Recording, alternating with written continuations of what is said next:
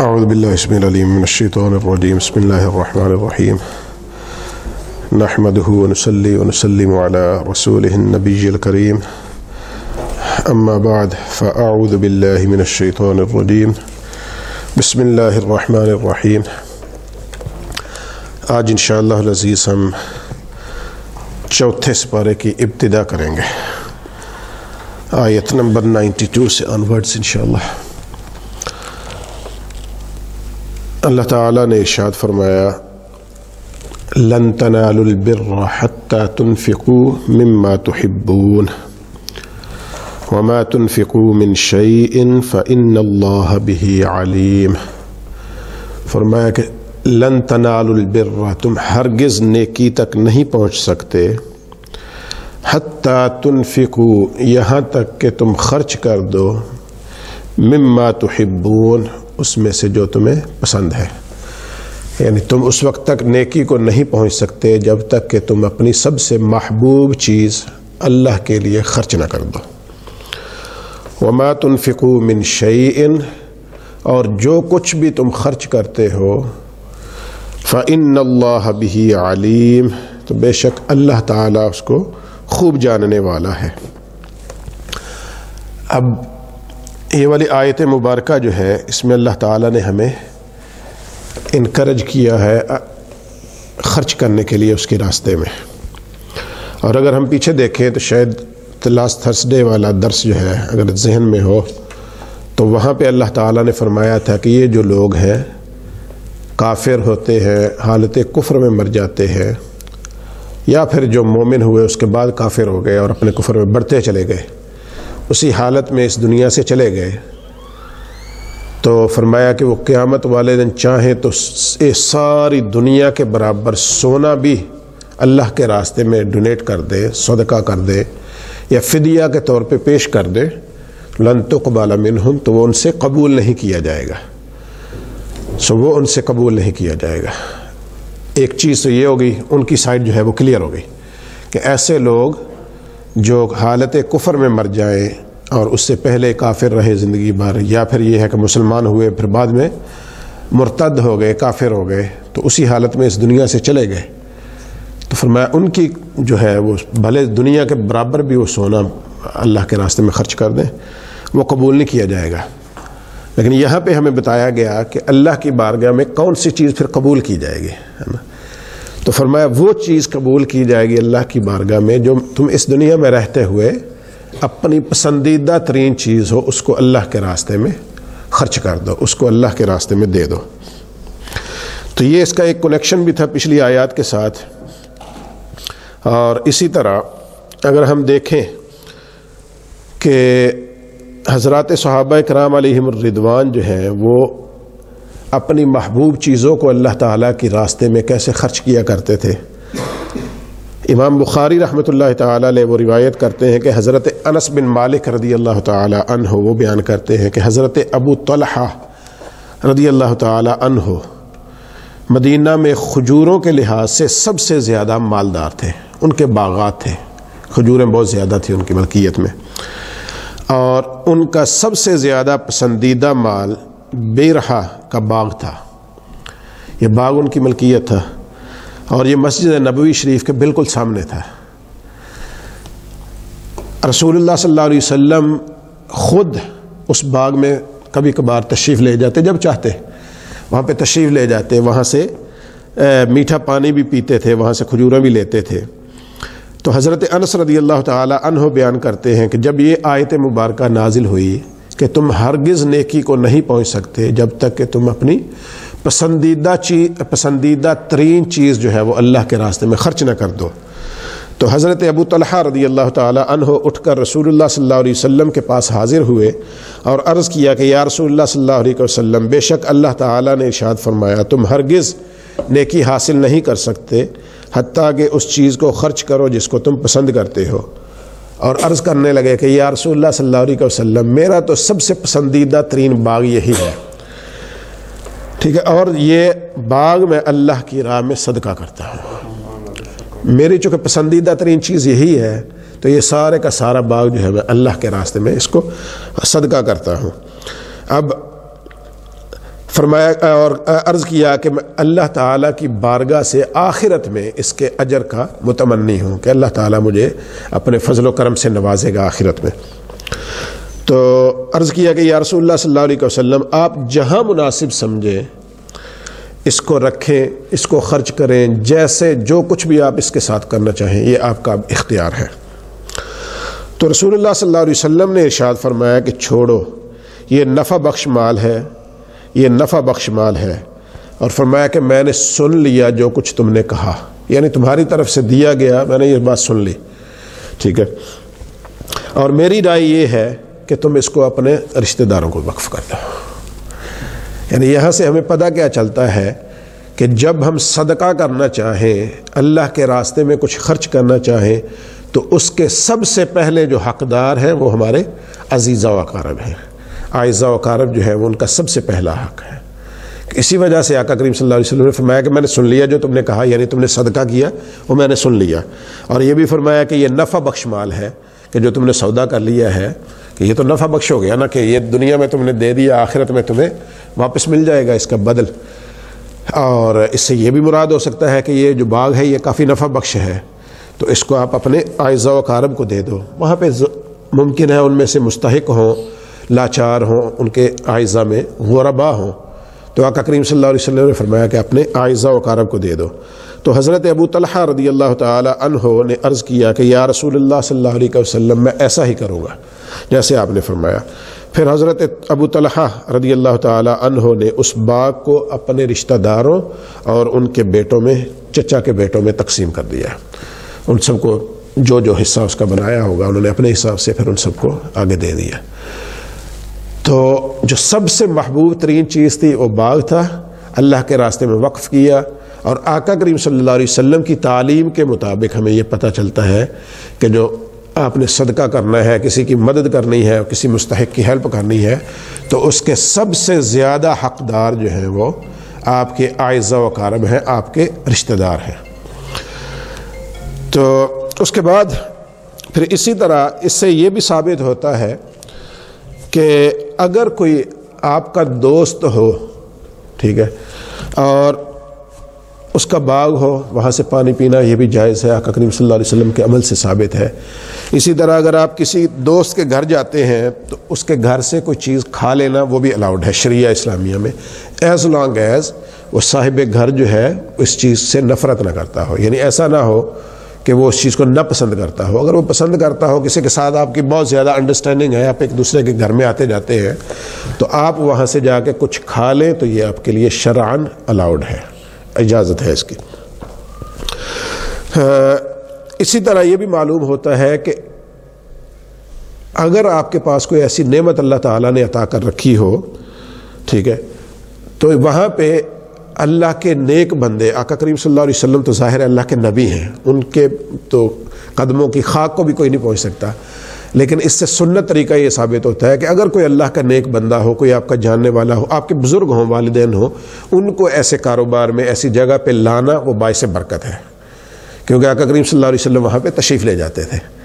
تو ایسے آپ کے والدین ہو، آپ نے اپنا آفس بنایا ہے، کوئی اچھا کاروبار شروع کیا ہے، تو وہاں پہ ان کو لائیں، ان کو وہاں پہ بیٹھ کے ان کی خدمت کریں، تو یہ باعث اجر و ثواب ہے۔ اسی طرح یہاں پہ بیان کیا گیا ہے کہ علماء کرام جو ہے، اگر وہ کسی ان کے دوست کے پاس یا کوئی بلاتا ہے، کسی باغ میں چلے جاتے ہیں، تو اس میں حرج کی کوئی بات نہیں ہے۔ نارملی علماء کرام کے لیے یہ کہا جاتا ہے کہ جو امراء ہے ان کے درباروں میں جانا ان کے لیے مناسب نہیں ہے، سوائے تبلیغ کے، جیسے مولانا طارق جمیل صاحب بعض اوقات چلے جاتے ہیں، دیگر علماء تبلیغ کی نیت سے آپ چلے جاتے ہیں تو الگ معاملہ ہے، اور اس نیت سے جانا کہ آج میں اس کے پاس جاؤں گا تو اس کے پیچھے پیچھے چلوں گا، ہو سکتا ہے کل کلاں جو ہے یہ میری ہیلپ کر دے، تو یہ ایک بری نیت ہے، اس کے ساتھ کبھی بھی علماء کا وقار اس سے کم ہوتا ہے، تو ان کو اس سے بچنا چاہیے۔ اسی طرح اس سے یہ بھی معلوم ہوتا ہے کہ علماء اور صلحاء جو ہیں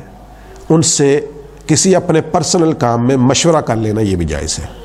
تو آقا کریم صلی اللہ علیہ وسلم کی بارگاہ میں انہوں نے پیش کیا، آقا کریم صلی اللہ علیہ وسلم نے اس کا مشورہ دیا کہ آپ اس کا استعمال اس سے بہتر ایسے کر لیں، تو انہوں نے اس کو فوراً قبول کر لیا۔ تو کسی ایسے بندے سے جو آپ کے علم میں، آپ کے خیال میں، آپ کے اس مسئلے میں بہتر مشورہ دے سکتا ہو، تو اس سے آپ مشورہ کر سکتے ہیں۔ اب علماء کرام کے پاس آپ آگے کہیں کہ جی میری گاڑی کی MOT ہونے والی ہے، ظاہر اس میں تو وہ مدد نہیں کر پائیں گے، تو اس میں وہ کیا مشورہ دیں گے؟ البتہ دین کے کوئی مسائل ہیں، کوئی گھریلو فیملی کے مسائل ہیں جس میں وہ مدد کر سکتے ہوئے تو وہ ضرور کریں گے. اور بعض اوقات MOT میں بھی مدد کر دیتے ہیں، آپ کو بعض اوقات ریفر کر دیتے ہیں جی فلاں گیرج پہ چلے جائیں، تو آپ وہ بعض اوقات علماء کی وجہ سے آپ کا نسبتاً کام ایزی ہو جاتا ہے. اور یہ ہوتا ہے، مطلب بعض اوقات کسی کو آپ ریفر کرتے ہیں تو آپ کے حیا کے لیے وہ لوگ کر دیتے ہیں. اللہ تعالیٰ آپ کی بھی عزت رکھتا ہے، جانے والے کی بھی عزت رکھتا ہے، جو اس نے کیا ہے اس کی تو عزت ہی عزت ہے، ظاہر اس کو تو برکتیں ہیں اس کے لیے. تو ان سے مشورہ کر لینے میں کوئی حرج نہیں ہے. اسی طرح یہ مشورہ جو ہے وہ کسی صدقہ و خیرات کے بارے میں ہو، نفلی عبادت ہو، یا دنیا کا کوئی معاملہ ہو، یا پھر کسی چیز کو خرچ کرنا ہو. تو مثال کے طور پہ اسی طرح ہوتا ہے خرچ کرنے کے بارے میں، خاص طور پہ کہ آپ یہاں پہ آئیں، مثال کے طور پہ رمضان المبارک میں بعض اوقات ہوتا ہے کہ ہر بندہ جو آ رہا ہے وہ کہتا ہے جی میں مسجد کے لیے پانی لے کے جا رہا ہوں. تو بعض اوقات ایسا ہوتا ہے کہ پانی اتنا زیادہ ہو جاتا ہے کہ آپ کے لیے رکھنے کی جگہ بھی نہیں بچتی، اور جو بندے لا رہے ہیں آپ ان کو یہ بھی نہیں سمجھا سکتے کہ یار پانی کے علاوہ بھی دیگر چیزوں کی ضرورت ہے. سو آپ ان سے اگر پوچھ لیں، جو مسجد کی انتظامیہ ہے، جو مسجد کے متعلقہ احباب ہیں، تو ظاہر ہے وہ بہتر آپ کو گائیڈ کر سکتے ہیں. کسی مدرسے کی خدمت کرنی ہے، کسی غریب کی خدمت آپ نے کرنی ہے، فرض کر لیں، تو آپ چاہتے ہیں کہ جی آپ اس کو راشن کا پیکٹ دے دیں، ہو سکتا ہے وہ مریض ہو، اس کو دوائیوں کی زیادہ ضرورت ہو، تو مشورہ کر لیا جائے تو وہ بہتر ہو جاتا ہے. اسی طرح اگر کسی مال کو مطلق وقف کیا جائے اور اس کو خرچ کرنے کی مد جو ہے وہ متعین نہ کی جائے، ٹھیک ہے، پھر بھی وقف کرنا صحیح ہے. یعنی آپ یہ کہہ دیں کہ جی یہ 100 پاؤنڈ مسجد کے لیے ہے، اور ساتھ میں کہہ دیں کہ یہ محراب پہ آپ نے خرچ کرنا ہے، پھر تو ٹھیک ہو گیا، اب اسی پہ خرچ ہوگا. اور اگر کوئی آگے دے دے جی مسجد کے لیے، آپ یہاں پہ مسجد کی ضرورت ہو آپ خرچ کر لیں، تو تب بھی آپ کا جائز ہے. حضرت ابو طلحہ رضی اللہ تعالیٰ عنہ نے انہوں نے کہا یا رسول اللہ یہ آپ کے لیے اللہ کے لیے وقف ہے بس. انہوں نے کوئی اس کو خاص نہیں کیا کہ آپ علماء کے لیے کر لیں، طلباء کے لیے کر لیں، یا آپ اپنی ذات کے لیے کر لیں، یا کسی غریب کے لیے کر لیں. سو ایسی کوئی مقید نہیں اس کو کیا، اس کی کوئی قید نہیں لگائی کہ کہاں پہ اس کو خرچ کرنا ہے. تو مطلق آپ کوئی چیز اللہ کے راستے میں دے دیں تو تب بھی وہ قابل قبول ہے، اور اگر اس کو مقید کر لیں تو تب بھی اللہ کی بارگاہ میں دونوں صورتوں میں ثواب ہے. اسی طرح یہاں سے یہ بھی ثابت ہوتا ہے کہ اپنے رشتہ داروں اور خاندان کے دیگر غریبوں پر نفلی صدقہ کرنا دوسرے لوگوں پر صدقہ کرنے سے افضل ہے. اور اس کی تائید جو ہے وہ حدیث مبارکہ سے بھی ہوتی ہے کہ نبی پاک صلی اللہ علیہ وسلم نے ارشاد فرمایا تمہارے لیے 2 اجر ہیں، رشتہ داروں سے حسن سلوک کا اور صدقہ کرنے کا. یہ صحیح بخاری شریف میں یہ حدیث شریف موجود ہے. فرمایا کہ اگر صدقہ کرنا ہے تو صدقہ کا بھی ثواب ملے گا آپ کو، اور اگر رشتہ داروں کو دیں گے تو وہ ایک اور ثواب مل جائے گا رشتہ داروں کی خدمت کرنے کا. حضرت میمونہ رضی اللہ تعالی عنہا نے اپنی ایک کنیز کو آزاد کر دیا، تو آقا کریم صلی اللہ علیہ وسلم نے ارشاد فرمایا کہ اگر تم یہ اپنے ماموؤں کو دے دیتی تو تمہیں اس کا زیادہ اجر ہوتا. ممکن ہے ان کے ماموں جو ہوتے ان کو ضرورت ہو، وہ اتنے مالدار نہ ہو، یا کوئی فزیکلی ان کو ضرورت ہو کسی ہیلپر کی، تو آقا کریم صلی اللہ علیہ وسلم کا فرمان کا مطلب یہ تھا کہ آپ کے اعزاء و اقارب تھے، رشتہ دار تھے، ان کو دے دیتے تو آپ کو صدقہ آزاد کرنے کا ثواب بھی مل جاتا ہے، پلس میں جو آپ کو ان کی ہیلپ کرنے کا ثواب بھی مل جاتا ہے. حضرت ایوب بیان کرتے ہیں، امام طبری رحمۃ اللہ تعالی علیہ نے اس کو روایت کیا ہے کہ جب یہ آیت مبارکہ نازل ہوئی لن تنالوا البر حتى تنفقوا مما تحبون، تو حضرت زید بن حارثہ رضی اللہ تعالی عنہ رسول اللہ صلی اللہ علیہ وسلم کی خدمت میں اپنا محبوب ترین گھوڑا لے کے حاضر ہوئے اور عرض کیا کہ یا رسول اللہ صلی اللہ علیہ وسلم یہ اللہ کی راہ میں خرچ ہے، یہ وقف ہے اللہ کے راستے میں، یہ والا گھوڑا. تو رسول اللہ صلی اللہ علیہ وسلم نے یہ گھوڑا ان کے بیٹے حضرت اسامہ بن زید بن حارثہ رضی اللہ تعالی عنہ ان کو دے دیا. حضرت زید بن حارثہ اس پر رنجیدہ ہوئے. جب نبی پاک صلی اللہ علیہ وسلم نے ان کی اس کیفیت کو دیکھا تو آپ نے فرمایا سنو، بے شک اللہ تعالیٰ نے تمہارے اس صدقہ کو قبول کر لیا ہے. یعنی ان کو لگا کہ میں نے دیا ہے لیکن یہ تو میرے بیٹے کو آقا کریم صلی اللہ علیہ وسلم نے دے دیا، تو شاید قبول نہیں کیا صدقے کے طور پہ. تو آقا کریم صلی اللہ علیہ وسلم نے فرمایا کہ یہ اللہ تعالیٰ نے تمہاری طرف سے قبول کر لیا ہے، اب جس کو ضرورت تھی اس کو آگے دے دیا گیا ہے، تو اس کا یہ آپ کے بیٹے کو چلا گیا تو اس میں حرج نہیں ہے، آپ کا رشتہ دار بھی ہے تو آپ کے لیے ڈبل ثواب کا باعث ہے. اور بچہ جو ہے اگر بیٹا بیٹی نابالغ ہو تو وہ ویسے ہی والدین کی ذمہ داری ہے ان کی دیکھ بھال کرنا، ان کی پرورش۔ اگر بالغ ہو جاتے ہیں تو پھر ایسی صورتحال ہو سکتی ہے۔ اچھا، اسی طرح پھر امام بزار رحمۃ اللہ تعالی علیہ وہ اپنی سند کے ساتھ روایت کرتے ہیں کہ حضرت عبداللہ بن عمر رضی اللہ تعالی عنہما فرماتے ہیں کہ جب بھی مجھے یہ آیت یاد آئی، لن تنالوا البر حتى تنفقوا مما تحبون، تو میں نے اللہ تعالیٰ کی دی ہوئی تمام نعمتوں پر خوب غور کیا، ٹھیک ہے، کہ کون سی نعمت جو ہے وہ مجھے سب سے زیادہ عزیز ہے۔ تو کہتے ہیں کہ میں نے دیکھا کہ ایک رومی کنیز ہے جو مجھے سب سے زیادہ پسند ہے، تو میں نے کہا کہ یہ اللہ کے لیے آزاد ہے، سو اب اگر میں اس کو واپس لینا چاہتا ہوں یا اس کے پاس جانا چاہتا ہوں تو پھر مجھے اس سے نکاح کرنا ہوگا۔ یعنی مطلب یہ ہے کہ انہوں نے اس کو اللہ کے لیے آزاد کر دیا، اس کے راستے میں اس کو وقف کر دیا، سو جو سب سے زیادہ پسندیدہ چیز تھی۔ تو یہ چند ایک مثالیں ہیں جن سے ہمیں پتہ چلتا ہے۔ اب یہاں پہ ایک حدیث شریف اور بھی ہے، امام احمد رضی اللہ تعالی عنہ بیان کرتے ہیں کہ حضرت عائشہ صدیقہ رضی اللہ تعالی عنہا نے سے روایت ہے کہ رسول اللہ صلی اللہ علیہ وسلم کے پاس ایک پکی ہوئی گوہ لائی گئی، ٹھیک ہے، اور آپ صلی اللہ علیہ وسلم نے اس کو نہ تو خود کھایا اور نہ ہی کھانے سے کسی کو منع کیا، ٹھیک ہے۔ اور جب ظاہر ہے جب آقا کریم صلی اللہ علیہ وسلم کے پاس لائی گئی ہوگی اور جو احباب وہاں پہ حاضر ہوں گے، جب آقا کریم صلی اللہ علیہ وسلم نے اس کو کھایا نہیں تو دیگر صحابہ کرام کیوں کر کھاتے ہیں؟ ہاں جی، انہوں نے بھی نہیں کھایا۔ تو جب انہوں نے بھی نہیں کھایا تو پھر کیا ہوا کہ انہوں نے عرض کیا کہ یا رسول اللہ صلی اللہ علیہ وسلم کیا ہم اس کو مسکینوں کو کھلا دیں، غریبوں میں تقسیم کر دیتے ہیں؟ تو رسول اللہ صلی اللہ علیہ وسلم نے ارشاد فرمایا جس چیز کو تم خود نہیں کھاتے وہ دوسروں کو کیوں کھلاتے ہو؟ فرمایا کہ جو چیز اللہ تعالیٰ نے فرمایا مما تحبون، جو چیز تم سب سے زیادہ پسند ہے وہ لوگوں میں تقسیم کرو، نہ وہ لوگوں کو دو، تو جس کو تم خود نہیں کھا رہے تو اس کو لوگوں میں پھر تقسیم مت کرو۔ تو یہ چند ایک احادیث سے، چند ایک واقعات کی روشنی میں ہم صحابہ کرام علیہم الرضوان کے عمل سے واقف ہوئے کہ کیسے وہ اللہ تعالیٰ کے راستے میں اپنی پسندیدہ ترین چیزوں کو وقف کیا کرتے تھے، اس کے راستے میں خرچ کیا کرتے تھے۔ اب اس کے بعد اللہ تعالیٰ کے راستے میں کون سی چیز ہے جس کو ہمیں خرچ کرنا چاہیے؟ اس سے مراد یہ چیز ہے ایسی چیز جو آپ کو اتنی پسند ہو کہ آپ کا دل جو ہے اس کی طرف اٹکا رہتا ہو، آپ کے دل کو کھینچتی۔ تو یہ ایسی چیزیں ہوتی ہیں بعض اوقات آپ کو اللہ کی یاد سے غافل کر دیتی ہیں۔ نماز میں پڑھ رہے ہیں تو ادھر دھیان ہمارا ہوتا ہے کہ شاپ میں جو ہے آج کتنی سیل ہوئی ہے، ڈلیوری میں ہے تو ہمیں یاد ہو رہا ہوتا ہے کہ کتنی آج ڈلیوری ہوئی ہیں، کتنے پیسے بن گئے ہیں۔ اگر ٹیکسی جو بھی کوئی بندہ کام کر رہا ہے اپنے اپنے حساب سے وہ سارا حساب کتاب جو ہے ہم نماز میں پورا کر رہے ہوتے ہیں۔ تو ایک تو ایسے خیالات سے ویسے ہی بچنا چاہیے، اور اگر کوئی ایسی چیز ہے جس سے بندے کو اتنی محبت ہے جو بار بار آپ کی توجہ کو ہٹانے کا سبب بنتی ہے، تو اگر ممکن ہو، اگر آپ کے حالات اجازت دیتے ہوں تو پھر اس کو اللہ کی راہ میں خرچ کر دینا چاہیے۔ ظاہر ہے آج کل ہم چونکہ مادیت میں اتنے زیادہ ملوث ہیں تو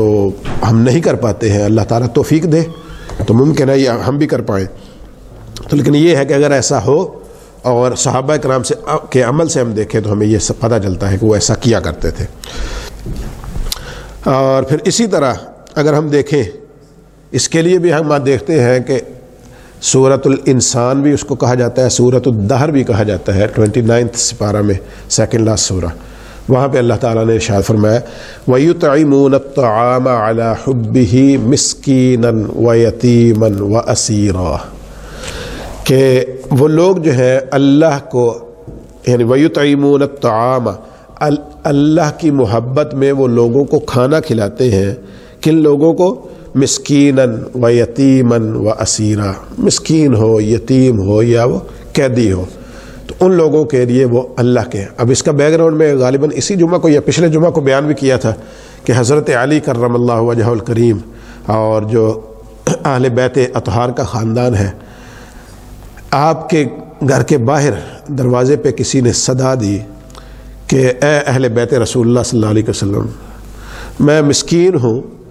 اور بھوکا ہوں، میری کچھ مدد کریں۔ شام کا وقت تھا، حضرت علی کرم اللہ وجہہ الکریم، حضرت سیدہ فاطمہ سلام اللہ علیہا دونوں روزے سے تھے سارا دن، اور حضرات حسنین کریم نبی بچے تھے، تو سارے دن کے روزے سے تھے اور بھوک بھی تھی، اور شام کو 2 روٹیاں اویلیبل تھیں ان کے پاس. تو اب ادھر سے باہر سے کسی نے ندا دی کہ اے اہل بیت کھانے کے لیے کچھ دے مجھے، میں بھوکا ہوں. تو آپ نے کیا کیا کہ وہ کھانا جو تھا وہ اٹھا کے اس اللہ کے راستے میں اس مسکین کو دے دیا. ٹھیک ہے، تو خود پانی سے روزہ افطار کر لیا. اب نیکسٹ ڈے ہوا اور اسی طرح پھر صبح سحری افطاری جو ہے وہ کھجوروں اور پانی کے ساتھ انہوں نے مکمل کر لی. نیکسٹ ڈے آیا شام کو، پھر جناب اسی طرح افطار کا ٹائم قریب ہوا تو باہر سے کسی نے ندا دی. اس نے کہا کہ اے خاندان نبوت، اے اہل بیت رسول اللہ صلی اللہ علیہ وسلم، میں جو ہوں یتیم ہوں اور بھوکا ہوں، میری مدد کیجیے. تو پھر اسی طرح وہی جو روٹی تھی تیار وہ اٹھا کے اس کو دے دی یتیم کو، اور خود پھر سے پانی اور کھجور سے روزہ افطار کر لیا. جب 3 دن ہو گئے، تیسرے دن ایک قیدی آیا اور اس نے صدا دی، اس نے کہا جی میں بھوکا ہوں میری مدد کیجیے. تو آپ نے جب وہ کھانا بھی اٹھا کے دے دیا. اب 3 دن ہو گئے ہیں، تو جو کچھ بھی ہے وہ سارے کا سارا اٹھا کے اللہ کے لیے اللہ کے راستے میں دے رہے ہیں. تو پھر اللہ تعالیٰ نے یہ والی آیات مبارکہ نازل فرمائی اور فرمایا وَيُطْعِمُونَ الطَّعَامَ عَلَىٰ حُبِّهِ، کہ ایسے لوگ ہیں جو لوگوں کو کھانا کھلاتے ہیں علی حبہ، اس کی محبت میں، صرف اور صرف اللہ کی محبت میں. یعنی اس وقت آپ اندازہ کریں نا، ہم سارے دن کے روزے سے ہوں اور افطار کا ٹائم قریب ہو، تو ہمارے لیے سب سے زیادہ محبوب چیز ہماری کون سی ہوتی ہے؟ لن تنالوا البر حتی تنفقوا مما تحبون. سو جو سب سے پسندیدہ چیز ہوتی ہے، بھالتے بھوک، ساری دیہڑی آپ نے بھوک کاٹی ہے، ساری دیہڑی پیاس میں رہے ہیں، اب کھانے کا وقت جیسے ہی ہوا ہے اور وہ کھانا آپ کے لیے اویلیبل نہیں رہا، وہ آپ نے اٹھا کے کسی کو دے دیا. تو فرمایا کہ وَيُطْعِمُونَ الطَّعَامَ عَلَىٰ حُبِّهِ، ایسے لوگ ہیں جو اس کی محبت میں، صرف اور صرف اللہ کی محبت میں لوگوں کو کھانا کھلاتے ہیں. اور کن کو کھلاتے ہیں؟ مسکیناً و یتیماً و اسیرا، وہ مسکین ہو، یتیم ہو اور اسیر ہو، جو بھی ہو اس کو کھانا کھلاتے ہیں. اور پھر کھانا کھلا کے کیا کہتے ہیں؟ اب ہمارے آج کل میں یہ رواج ہے، اور یہ اخلاقی طور پہ درست ہے، اس میں کوئی حرج نہیں ہے، کہ مثال کے طور پہ یہاں پہ دروازے جو ہوتے ہیں وہ جو آٹو کلوز ہو رہے ہیں، اگر آپ اس کو پکڑ کے کھڑے ہو جاتے ہیں جو پیچھے سے آ رہا ہے اس کے لیے، تو توقع کیا ہوتی ہے کہ وہ آپ کو تھینک یو کہے گا، اور یہ ہوتا ہے، ہم کہتے بھی ہیں. اسی طرح آپ ڈرائیو کر رہے ہوتے ہیں اور سامنے سے کوئی گاڑی آتی ہے، آپ راستہ دیتے ہیں، تو آپ توقع کیا کر رہے ہوتے ہیں کہ کم از کم وہ آپ کو شکریہ تو ادا کرے. یہ ایک نیچرل ہے. اب یہاں پہ آپ دیکھیں کہ اللہ تعالیٰ نے فرمایا کہ وہ انما نطعمکم لوجہ اللہ،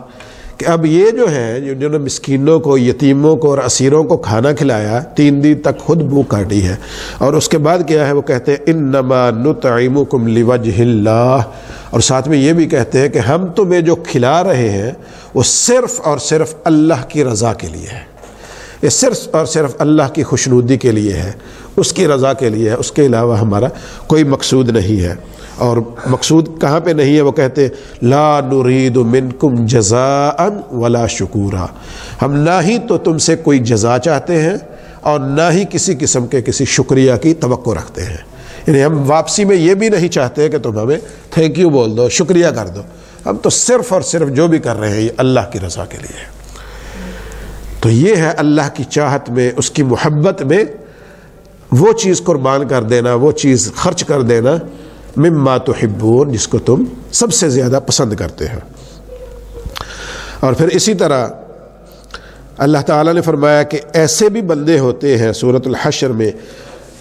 وَيُؤْثِرُونَ عَلَىٰ أَنفُسِهِمْ وَلَوْ كَانَ بِهِمْ خَصَاصَةٌ، کہ جو لوگ دوسروں کو اپنے اوپر ترجیح دیتے ہیں اگرچہ ان کو بہت شدید ضرورت ہوتی ہے. یہ بعض اوقات ایسا بھی ہوتا ہے کہ آپ ایک چیز آپ نے اپنے لیے بنائی ہے،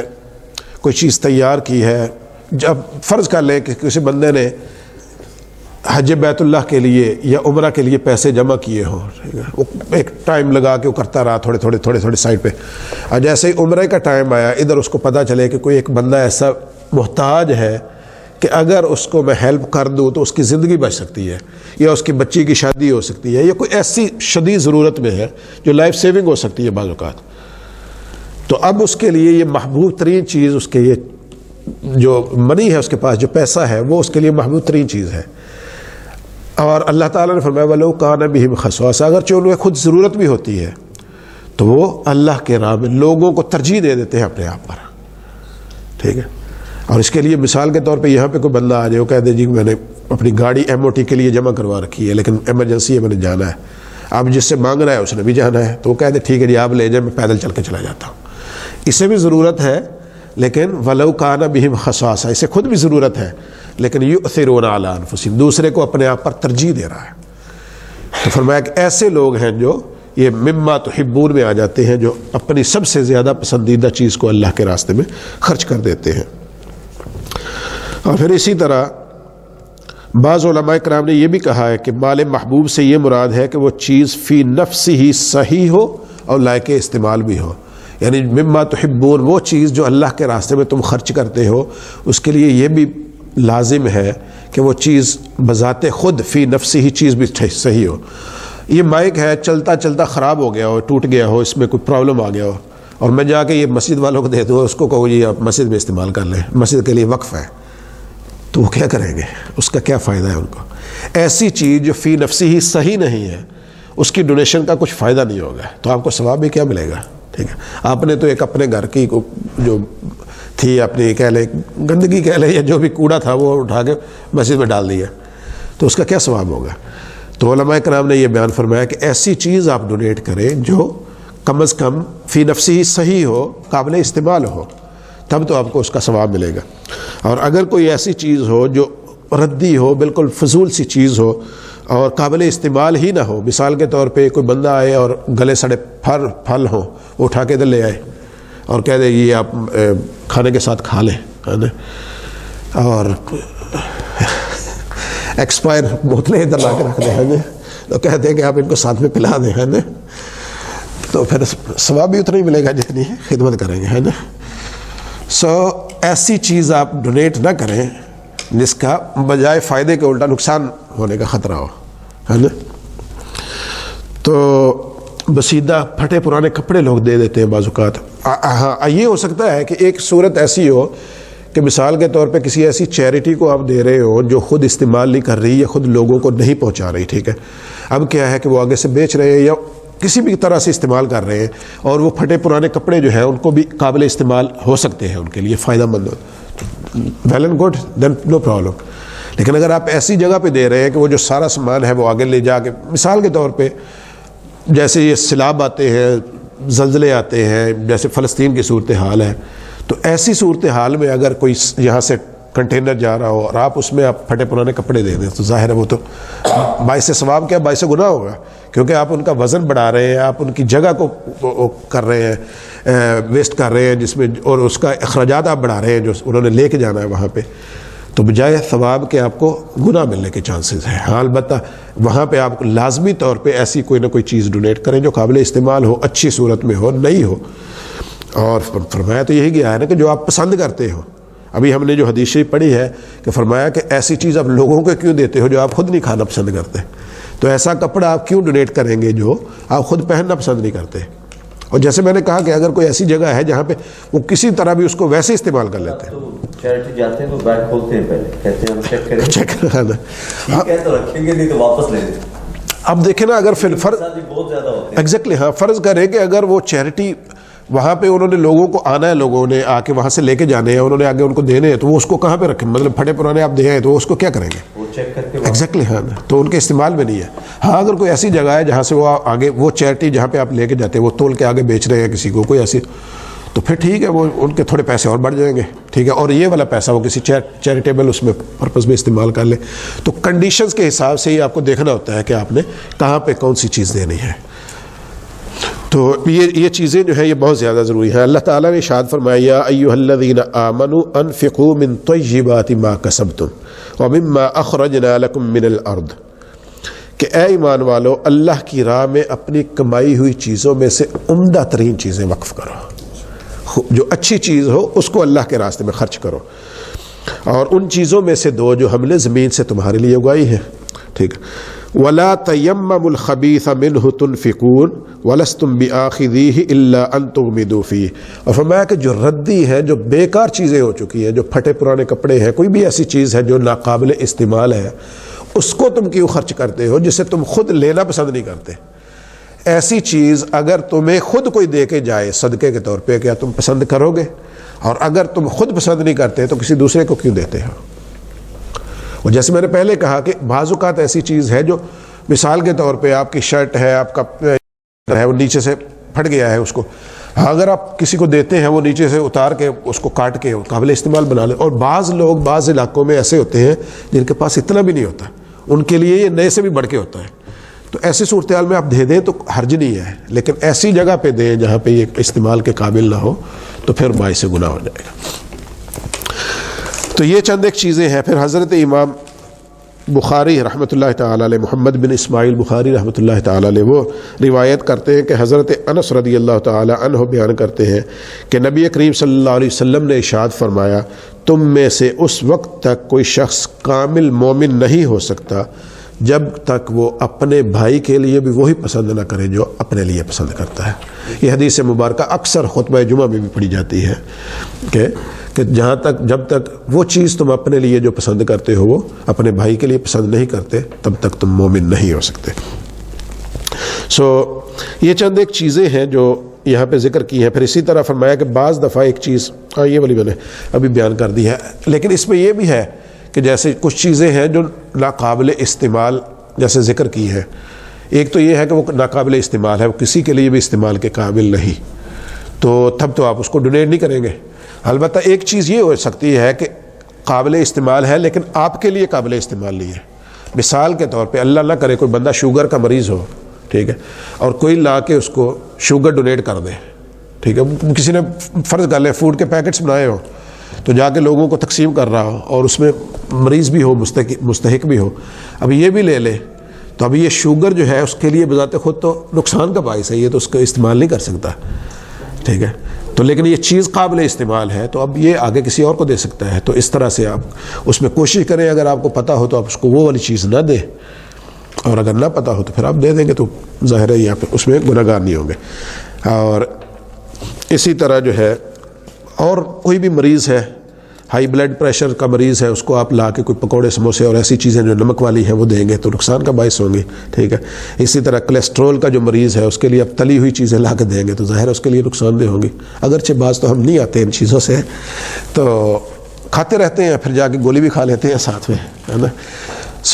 لیکن یہ نقصان کا باعث ہوتی ہے، احتیاط کرنی چاہیے. اس سب سے اگر ہم اس کا خلاصہ کریں تو ہمیں ثابت یہ ہوتا ہے کہ اللہ کے راستے میں ہر وہ چیز دی جائے جو آپ کو بذات خود وہ چیز لینا پسند ہو. اگر وہی چیز کوئی بندہ آپ کو دینا چاہے تو وہ آپ لینا قبول کر سکتے ہو تو وہ چیز آپ اللہ کے راستے میں دے دیں. تو یہ ساری کی ساری تب آپ فرمایا کہ حتیٰ تنفقوا مما تحبون، کہ نیکی کو تب آپ پہنچ جائیں گے جب ایسی چیز اللہ کے راستے میں ڈونیٹ کریں گے. اب اس کے بعد اللہ تعالیٰ نے ارشاد فرمایا کل الطعام کان حلا لبنی اسرائیل، فرمایا کہ ہر قسم کے کھانے جو ہیں، ہر قسم کے طعام یہ بنی اسرائیل کے لیے حلال تھے، ٹھیک ہے. الا ما حرم اسرائیل علی نفسہ، سوائے ان کے کہ جو اسرائیل نے اپنے اوپر حرام کر لیا. اب یاد رکھیں کہ اسرائیل جو ہے یہ حضرت یعقوب علیہ السلام کا نام ہے، آپ کا لقب کہہ لیں، نام کہہ لیں، قرآن پاک میں جو ذکر ہوا ہے، ٹھیک ہے. اور اسی نسبت سے آپ کے جو آگے ہیں، آگے جو چلنے والے آپ کی اولاد ہے ان کو بنی اسرائیل کہا جاتا ہے، جن میں سے جیو بھی ہیں اور کرسچنز بھی لیٹر آن. یہ بنی اسرائیل ہیں سارے. تو حضرت یعقوب علیہ السلام کی اولاد کی نسبت سے ان کو بنی اسرائیل کہا جاتا ہے، اور خود ان کا لقب جو ہے وہ اسرائیل ہے. تو اللہ تعالیٰ نے فرمایا کہ ہر چیز جو ہے وہ بنی اسرائیل پر حرام تھی، لیکن ان میں سے جو اسرائیل نے اپنے اوپر ہے، تو ثابت کیا ہوا کہ بنی اسرائیل پر تو ہر چیز حلال تھی، لیکن ان میں سے حضرت یعقوب علیہ السلام نے چند ایک چیزیں اپنے اوپر حرام کر لی تھی، ٹھیک ہے. من قبل ان تنزل التورات، اس سے پہلے کہ جب تورات نازل ہوئی. قل، اے محبوب صلی اللہ علیہ وسلم آپ فرما دیجئے یا ان سے پوچھئے کہ فأتوا بالتورات، کہ آپ تورات کو لے آئیں، فتلوہا، اور اس کی تلاوت کریں، ان کنتم صادقین، اگر تم اپنے دعویٰ میں سچے ہو.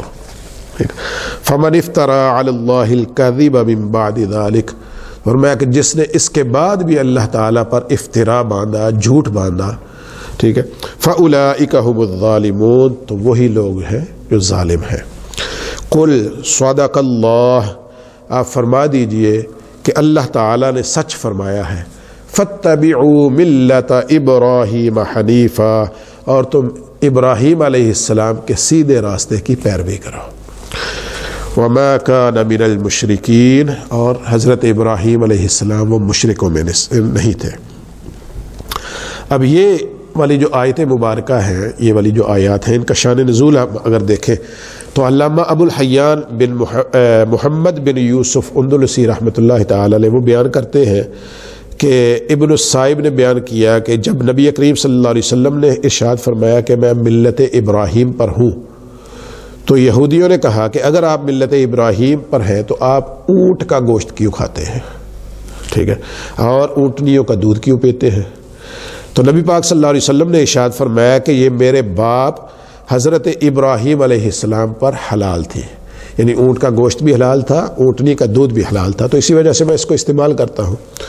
ٹھیک ہے۔ یہود نے کہا کہ ہم جن چیزوں کو حرام کہتے ہیں وہ حضرت نوح علیہ السلام اور حضرت ابراہیم علیہ السلام کی شریعت سے ہی حرام چلی آ رہی ہیں۔ سو جن جن چیزوں کو ہم حرام کہتے ہیں یہ حضرت نوح علیہ السلام اور ابراہیم علیہ السلام کے وقت سے حرام چلی آ رہی ہیں، اور آپ تو کہہ رہے ہیں کہ آپ دین ابراہیم پر چل رہے ہیں، تو پھر آپ ان چیزوں کو حرام کیوں نہیں مانتے؟ تو تب اللہ تعالیٰ نے ان کے رد میں یہ والی آیات مبارکہ نازل فرمائی اور ان کی تکذیب کی کہ یہ جھوٹے ہیں، کیونکہ یہ تو حضرت یعقوب علیہ السلام نے خود اپنے اوپر حرام کی تھی کچھ چیزیں، اس کی وجہ بھی آگے آ رہی ہے۔ تو فرمایا کہ ہر قسم کا طعام جو ہے تورات کے نزول سے پہلے بنی اسرائیل کے لیے حلال تھا، ما سوائے ان چیزوں کے جن کو یعقوب علیہ السلام نے خود سے اپنے اوپر حرام کر لیا۔ اب اس کے بارے میں حضرت ابن عباس رضی اللہ تعالی عنہما، ان سے روایت حضرت امام احمد بن حنبل رحمۃ اللہ تعالی علیہ، انہوں نے نقل فرمایا ہے کہ یہود کی ایک جماعت رسول اللہ صلی اللہ علیہ وسلم کے پاس آئی اور انہوں نے کہا کہ اے ابو القاسم، آپ ہمیں چند ایسی باتیں بتائیں جن کو نبی کے سوا کوئی نہیں جان سکتا، ٹھیک ہے، ہم آپ سے ان کے متعلق سوال کرتے ہیں۔ تو انہوں نے جو سوالات کیے ان میں سے ایک یہ تھا کہ تورات کے نازل ہونے سے پہلے یعقوب علیہ السلام نے کون سی چیزیں ہیں جو اپنے اوپر حرام کر لی تھی، کون سے کھانے ہیں؟ تو آقا کریم صلی اللہ علیہ وسلم نے ارشاد فرمایا، میں تم کو اللہ کی قسم دیتا ہوں جس نے تورات کو موسیٰ علیہ السلام پر نازل کیا، کیا تم کو علم ہے کہ یعقوب علیہ السلام بہت سخت بیمار ہو گئے تھے اور ان کی بیماری جو ہے وہ بہت طول پکڑ چکی تھی، تو انہوں نے اللہ تعالیٰ کی بارگاہ میں یہ نظر مانی تھی کہ اے اللہ، اگر تو مجھے اس بیماری سے شفا عطا فرما دے تو میں تیری رضا کی خاطر اونٹ کے گوشت کو اور اونٹنی کے دودھ کو اپنے اوپر حرام کروں گا، اس کو چھوڑ دوں گا، چونکہ یہ ان کو بہت زیادہ پسندیدہ تھی یہ دو چیزیں۔ تو انہوں نے بھی اپنی پسندیدہ مما تحبون، سو جو سب سے زیادہ پسندیدہ چیز تھی ان کو اللہ کی رضا کے لیے چھوڑنے کا عہد کیا اور اللہ کے راستے میں منت مان لی، ٹھیک ہے، اور عرض کیا کہ یا اللہ، اگر تو مجھے اس بیماری سے شفا عطا فرما دے تو میں اپنی پسندیدہ ترین چیزیں جو ہے وہ تیرے راستے میں چھوڑ دوں گا۔ تو آقا کریم صلی اللہ علیہ وسلم نے ان یہودیوں سے پوچھا کہ میں تمہیں اللہ کی قسم دے کے کہتا ہوں کہ تم بتاؤ کہ کیا تمہیں یہ علم ہے کیسا ہوا تھا؟ تو انہوں نے کہا جی بالکل ایسا ہی ہوا تھا۔ تو ثابت کیا ہوا کہ دین ابراہیم علیہ السلام پر کون تھا؟ وہ تو ہمارے آقا کریم صلی اللہ علیہ وسلم تھے۔ تو حقیقت حال کچھ اور تھی، انہوں نے کہا یہ تو اللہ کی طرف سے حرام کردہ ہے اور حضرت نوح علیہ السلام اور حضرت ابراہیم علیہ السلام سے کے دور سے ہی حرام چلی آ رہی ہے، جبکہ ایسا نہیں تھا، حضرت یعقوب علیہ السلام نے اپنے اوپر حرام کی تھی۔ تو اب حضرت یعقوب علیہ السلام کے اس عمل سے بھی ہمیں معلوم ہوتا ہے کہ آپ نے اللہ کے راستے میں جو اپنی سب سے محبوب ترین چیز تھی، سب سے پسندیدہ چیز تھی، وہ اللہ کے راستے میں وقف کر دی اور اللہ کے لیے اس کو چھوڑ دیا۔ تو اب یہاں سے یہ بھی چیز معلوم ہوتی ہے کہ آقا کریم صلی اللہ علیہ وسلم کی جو نبوت ہے اس پر بھی یہ دلیل ہے، یہ آیات بھی دلیل ہے کیونکہ آقا کریم صلی اللہ علیہ وسلم نہ تو کسی کے یعنی ظاہری دنیا کے لحاظ سے دیکھا جائے تو نہ کہ کسی کے اسٹوڈنٹ تھے، نہ ہی آپ نے کسی سے اس دنیا میں رہتے ہوئے پڑھا تھا، علم حاصل کیا تھا کہ آپ کے چیزوں کا پتہ ہوتا کہ کون سی چیزیں وہاں سے حرام چلتی آ رہی ہیں، کون سی حلال۔ تو ان کو بھی، یہود کو بھی یقین تھا کہ اللہ کے نبی کے علاوہ ان چیزوں کو کوئی نہیں جان سکتا، تو انہوں نے آگے سوال یہی کیا تھا کہ آپ یہ بتائیں کہ یہ چیزیں جو ہے حضرت یعقوب علیہ السلام نے کون کون سے کھانے جو ہیں وہ اپنے اوپر حرام کر لیے تھے۔ تو ثابت یہ ہوتا ہے کہ اللہ کے برحق اور سچے نبی ہمارے پیارے کریم آقا صلی اللہ علیہ وسلم کی ذات بابرکات ہے۔ اور پھر اسی طرح اس آیت میں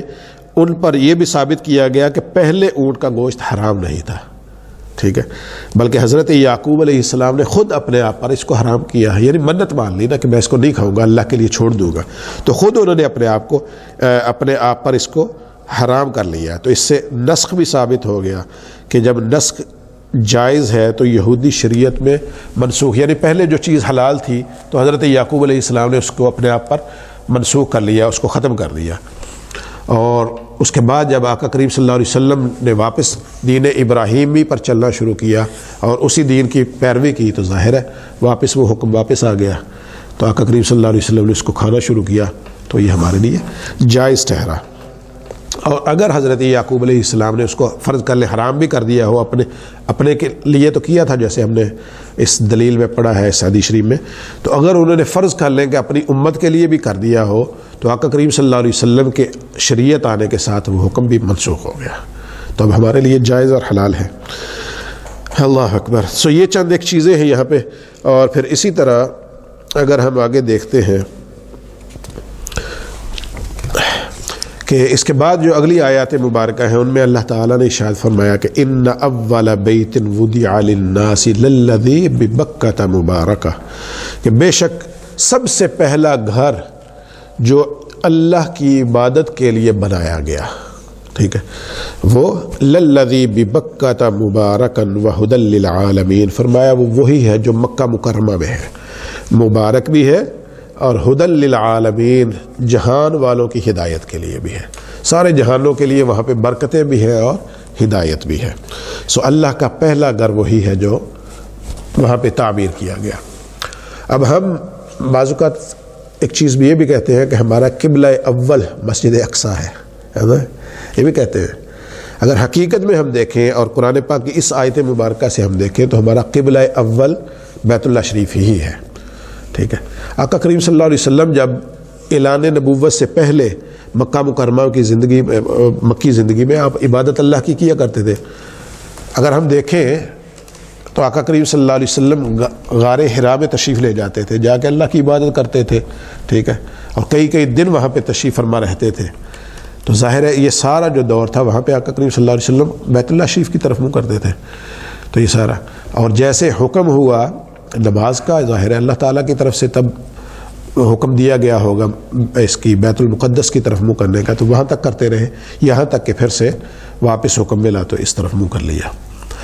ظاہر ہے یہ ایک آزمائش تھی، بیسیکلی جو بیت المقدس کی طرف حکم کرنے کا، منہ کرنے کا جو ہے حکم دیا گیا تھا، اس کی حکمت یہ تھی کہ جو مدینہ منورہ میں یہود رہتے ہیں ان کے لیے تھوڑا سا تالیف قلب کا باعث بن جائے، ممکن ہے اس وجہ سے وہ ایمان کے قریب ہو جائیں، کیونکہ یہ وہی قبلہ ہے جس کی طرف وہ منہ کر رہے ہیں، ٹھیک ہے، تو ان کو لگے گا کہ یہ ہمارے دین آپس میں قریب ہیں، تو اس قربت کی وجہ سے ہو سکتا ہے ان کے دل نرم ہو جائیں اور اسلام کے قریب آ جائیں۔ لیکن جب یہ ثابت ہو گیا کہ ایسا نہیں ہو رہا، یہ لوگ تو قریب نہیں آ رہے بلکہ یہ زیادہ سخت ہو رہے ہیں، اور جو قریب آنے تھے وہ آ چکے ہیں، تو اس کے بعد پھر اللہ تعالیٰ نے فرمایا فَوَلِّ وَجْهَكَ شَطْرَ الْمَسْجِدِ الْحَرَامِ، کہ محبوب صلی اللہ علیہ وسلم آپ اپنا چہرہ مبارک جو ہے وہ مسجد حرام کی طرف پھیر دیجیے۔ اب کافی ہو گیا، ٹھیک ہے۔ سو یہ حکمت تھی اس کے پیچھے، تو جیسے ہی وہ حکمت پوری ہو گئی تو اللہ تعالیٰ نے واپس ہمارے قبلہ اولا جو در حقیقت اولا ہے، اگر اس لحاظ سے دیکھیں تو چونکہ اس طرف نمازیں پڑھتے رہے ہیں تو پھر اس لحاظ سے دیکھیں تو وہ قبلہ اولا اس کو بھی کہا جاتا ہے۔ سو اللہ تعالیٰ نے یہاں پہ یہ ارشاد فرمایا کہ اللہ کی عبادت کے لیے جو سب سے پہلا گھر اس دنیا میں تعمیر کیا گیا وہ مکہ مکرمہ ہے، جو وہ گھر ہے جو مکہ مکرمہ میں ہے، اور وہ برکت والا بھی ہے اور ہدایت والا بھی ہے۔ فرمایا کہ فیہ آیات بینات مقام ابراہیم، فرمایا کہ یہ والا جو اللہ کا گھر ہے جو مکہ مکرمہ میں ہے بیت اللہ شریف، فرمایا کہ اس میں واضح نشانیاں ہیں، اور ان نشانیوں میں سے کیا ہے؟ مقام ابراہیم، وہاں پہ حضرت ابراہیم علیہ السلام کا مقام بھی ہے۔ وَمَن دَخَلَهُ كَانَ آمِنًا، فرمایا جو کوئی بھی یہاں پہ داخل ہو گیا اس گھر میں، اس جگہ میں، کان آمینہ، وہ امن والا ہو گیا۔ وَلِلَّهِ عَلَى النَّاسِ حِجُّ الْبَيْتِ، اور فرمایا کہ لوگوں پر اللہ کے لیے بیت اللہ شریف کا حج کرنا فرض ہے۔ من استطاع الیہ سبیلا، جو کوئی بھی اس کی استطاعت رکھتا ہو، اس کی طاقت رکھتا ہو، جس کے پاس وسائل ہو، اس پر یہ حج فرض ہے۔ ومن کافر، اور جس کسی نے اس کا انکار کیا، کفر کیا، فإن اللہ غنی عن العالمین، تو بے شک اللہ تعالیٰ تمام جہانوں سے بے پرواہ ہے، اس کو کسی کی کوئی پرواہ نہیں ہے۔ اگر سارے کے سارے جہان والے بھی منکر ہو جائیں تو اس کی ربوبیت میں کچھ فرق نہیں آتا۔ اور ایک حدیث شریف میں بھی ہے جس کا مفہوم یہی ہے کہ اگر ساری کی ساری دنیا جو ہے وہ ایمان لے آئے اور اللہ کے احکامات پر چلنا شروع ہو جائے تو اللہ کی ربوبیت میں ایک ذرے کے برابر بھی فرق نہیں پڑتا، اتنا بھی فرق نہیں پڑتا جتنا آپ سوئی کو پانی میں سمندر میں ڈبو کے واپس نکال لیں اور اس کے ساتھ ایک قطرہ جو ہے وہ آ جاتا ہے۔ میں کہ اللہ کی ربوبیت اتنا بھی فرق نہیں پڑتا۔ تو میں کہ اگر سارے کے سارے لوگ منکر ہو جائیں اور کوئی بھی اللہ کا حکم نہ مانے یا خدا نخواستہ سارے کافر ہو جائیں تو تب بھی اللہ کی ربوبیت میں اتنی بھی کمی نہیں آتی جتنا وہ ایک قطرہ پانی ہے۔ تو اس کی ربوبیت میں، اس کی شان میں، اس کی عظمت میں کچھ فرق نہیں پڑتا کہ آپ اس کا حکم مانیں یا نہ مانیں۔ اس کا فرق جو پڑتا ہے وہ ہمیں پڑتا ہے۔ اگر اس کے احکامات پر ہم عمل پیرا ہوں گے تو ہم اپنی آخرت کو سنوار لیں گے، اور اگر ہم اس کے احکامات سے روگردانی کریں گے، منہ پھیریں گے، تو ظاہر ہے دنیا و آخرت میں ہم ہی ذلیل ہوں گے۔ اور جیسے جیسے یہ ہم کرتے ہیں ظاہر ہے اس کا رزلٹ ہم دیکھتے ہیں۔ اسلام کی ابتدا میں ہم دیکھ لیں کہ مسلمانوں نے جس طرح اللہ تعالیٰ کی اور اس کے پیارے حبیب صلی اللہ علیہ وسلم کے احکامات کی پیروی کی تھی تو کن سربلندیوں پہ فائز تھے، اور جیسے جیسے آج ہم ان احکامات سے دور ہوتے جا رہے ہیں تو ہمارا پھر رزلٹ بھی ہمارے سامنے ہے کہ ہم کہاں پہ کھڑے ہیں آج کے اس دن میں۔ دنیا میں ایک سیکنڈ لارجسٹ آپ کا جو مذہب ہے وہ آپ دیکھ لیں کہ کس صورتحال کا شکار ہے۔ 2 ارب کم و بیش 2 ارب کے قریب ہم لوگ ہیں دنیا میں، اور کہیں پہ کوئی آواز آپ کی سننے کے لیے تیار نہیں ہے، یعنی آپ اور کوئی آواز اٹھانے کے لیے بھی تیار نہیں ہے ہم لوگ، کیونکہ ہم اس حالت میں پہنچ چکے ہیں۔ فلسطین میں آپ دیکھ لیں کہ ایک مسلمان ملک کو کیسے مارا جا رہا ہے، پیٹا جا رہا ہے، ہزاروں لوگوں کو شہید کر دیا گیا، اور 2 ارب مسلمان ہو دنیا میں، کیا تصور کر سکتے ہیں؟ اور وہ وقت تھا جب 313 تھے، ہے نا؟ یقین مانے آج کے 2 ارب جو ہیں ان کے قدموں کی دھول پہ قربان ہے نا؟ 313 تھے جنہوں نے جا کے اسلام کا نام روشن کیا تھا۔ کیا جذبہ تھا ان کے اندر، کیا ذوق تھا، اور کیا اللہ اور اس کے رسول کے احکامات کی پیروی تھی، ہے نا؟ دین پر عمل پیرا تھے وہ لوگ، ہے نا؟ جن کو پتہ تھا کہ 1000 کی آرمی کے اگینسٹ ہم جا رہے ہیں، اور وہ جو ہے وہ مسلح ہے، اور ان کے پاس ان کے مقابلے میں کچھ بھی نہیں تھا، چند ایک گھوڑے، چند ایک اونٹ، جو باقی زیادہ لوگ سے پیدل جا رہے تھے، اور ایک ایک جانور پہ 3 لوگ سواری کرتے تھے نمبر وائز، ہے نا؟ اور چند ایک تلواریں تھیں، چند ایک زرہیں تھیں، کیا کیا ساز و سامان تھا تھوڑا سا، اور ادھر پوری مسلح آرمی آ رہی ہے آپ کے مقابلے میں، اور 3 گنا سے بھی زیادہ، ہے نا؟ اور اللہ تعالی ہم نے جو آج کا سبق پڑھا ہے، سنا ہے، اس پر ہمیں عمل پیرا ہونے کی بھی توفیق عطا فرمائے۔ بسم اللہ الرحمن الرحیم، اللہم صلی علی سیدنا قریبنا شفینا مولانا محمد وعلی آلہ وصحبہ بارک وسلم۔ ربنا تقبل منا انک انت السمیع العلیم وتب علینا انک انت التواب الرحیم۔ ربنا آتنا في الدنيا حسنة وفي الآخرة حسنة وقنا عذاب النار۔ ربنا اغفر لنا ذنوبنا وكفر عنا سيئاتنا وتوفنا مع الأبرار۔ یا الہ العالمین، قرآن پاک کی جن آیات کی ہم نے تلاوت کی ہے، جن کا ترجمہ پڑھا ہے، اس کی تشریح پڑھی ہے میرے مولا، جو احادیث ہم نے آج پڑھی ہے، صحابہ کرام علیہم الرضوان کے جو واقعات پڑھے ہیں، تیرے راستے میں خرچ کرنے کی ان کی جو لگن پڑی ہے میرے مولا، اس میں سے جو کچھ بھی ہم نے صحیح پڑھا ہے، صحیح کہا ہے، سنا ہے میرے مولا، ہم کو اس پر عمل پیرا ہونے کی توفیق عطا فرما، اور اگر اس کے پڑھنے میں، سننے میں، بیان کرنے میں کوئی کمی کوتاہی ہوئی ہے، اپنی رحمتوں کا صدقہ عفو و درگزر فرما۔ یا الہ العالمین ہمیں قرآن پاک پر عمل پیرا ہونے کی توفیق عطا فرما، اس کے احکامات پر عمل پیرا ہونے کی توفیق عطا فرما، اور جن چیزوں میں سے تو نے منع کیا ہے میرے مولا ہمیں اس سے رکنے کی توفیق عطا فرما، اور میرے مولا ہمیں اس نیکی تک پہنچنے کی توفیق عطا فرما جو تیری بارگاہ میں محبوب ہو، جس کا تو نے حکم عطا فرمایا ہے، اور ہمیں کسی بھی ایسے عمل سے بچنے کی توفیق عطا فرما جو تیری بارگاہ میں محبوب نہ ہو، جو تیری بارگاہ سے مردود ہو۔ یا الہ العالمین ہمیں قرآن پاک پر عمل پیرا ہونے کی توفیق عطا فرما، اور اس کے نور سے ہمارے چہروں کو منور فرما، اس کے نور سے ہماری دنیا و آخرت کو منور فرما۔ یا الہ العالمین قرآن پاک کے نور سے ہمارے جو حاضرین ہیں، بچے ہیں، ہماری بہنیں باجیاں موجود ہیں، سب کو قرآن پاک کا نور عطا فرما، قرآن پاک کا فہم عطا فرما۔ یا الہ العالمین آج کی اس محفل کا، اس کھانے کا انتظام، اس محفل کا انتظام ہمارے ایک محترم بھائی نے کیا ہے، اور نام لینے سے وہ منع کرتے ہیں۔ یا الہ العالمین تو سب کے ناموں کو بہتر جانتا ہے میرے مولا، ان کی اس کاوش کو اپنی بارگاہ میں قبول و منظور فرما، ان کی اس کاوش کو اپنی بارگاہ میں قبول و منظور فرما، اور ان کی فیملی سے جتنے بھی مرحومین ہیں، ان کے والد مرحوم ہیں میرے مولا، ان کے لیے اس کا ثواب ہم پیش کرتے ہیں، ان کی روح کو قبول و منظور فرما، اور دیگر جو اعزاء و کارم ان کی فیملی سے، ان کی مسز کی فیملی سے میرے مولا اس دنیا سے جا چکے ان سب کی بخش و مغفرت فرما، سب کے درجات کو بلندیاں عطا فرما، سب کی قبروں کو جنت الفردوس کے باغوں میں سے باغ بنا، اور میرے مولا آج کے کھانے کے صدقے ان کے بچوں کے لیے ہم دعا گو ہیں، ان کے بچوں کو نیک اور صالح بنا، ان کی اچھی تربیت کرنے کی توفیق عطا فرما، اور ان بچوں کو اپنے والدین کی نیک نامی کا سبب اور ذریعہ بنا۔ یا الہ العالمین ہم سب کے بچوں کو ہمارے لیے نیک نامی کا سبب اور ذریعہ بنا، ان بچوں کو ہمارے لیے صدقہ جاریہ بنا۔ یا الہ العالمین ہم سب کے مرحوم والدین کی بخش و مغفرت فرما، آقا کریم صلی اللہ علیہ وسلم کی ساری امت مرحومہ کی بخش و مغفرت فرما، اور کریم آقا صلی اللہ علیہ وسلم کی امت موجودہ کے احوال پہ اپنا خصوصی لطف و کرم فرما۔ یا الہ العالمین جو بھی ہم احوال آج دیکھ رہے ہیں میرے مولا امت مسلمہ کے، اس پر اپنا لطف و کرم فرما، یہاں کہیں پہ بھی مسلمان پریشان حال ہے ان کی پریشانیوں کو دور فرما، بالخصوص فلسطین کے مسلمانوں کے حال پہ اپنا خصوصی لطف و کرم فرما،